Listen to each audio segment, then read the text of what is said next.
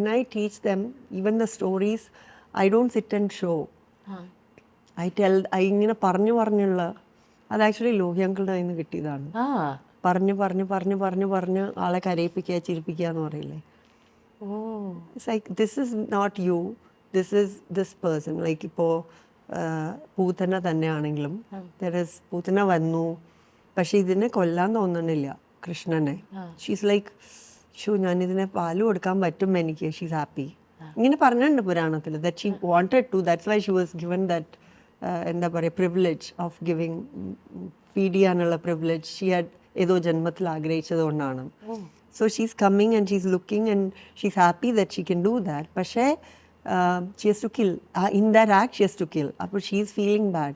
Then she's thinking of, oh, Chaitanya Kamsan will be. And then she's forcing that demonic nature into her.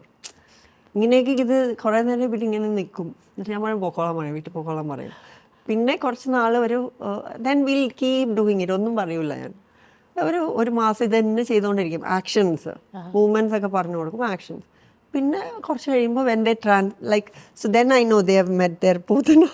Or I am just giving you an example. അങ്ങനെ രാധയുടെ വിരഹം എന്നൊക്കെ പറഞ്ഞു, miss Divya he doesn't want to be friends with her, why are they not understanding that? ഞാൻ പറഞ്ഞു miss Divya he has the right to choose who he wants to be friends with. ഞാൻ പറഞ്ഞു I know. അത് കഴിഞ്ഞിട്ട് peacock feather dusty ആവുമോ, പീകോക്കിനെ വേദനിപ്പിച്ചാണോ എടുക്കുന്നത്? ഞാൻ പറഞ്ഞു no, peacocks love him so much that അവരായിട്ട് ഫെദർ വന്ന് കൊടുക്കും.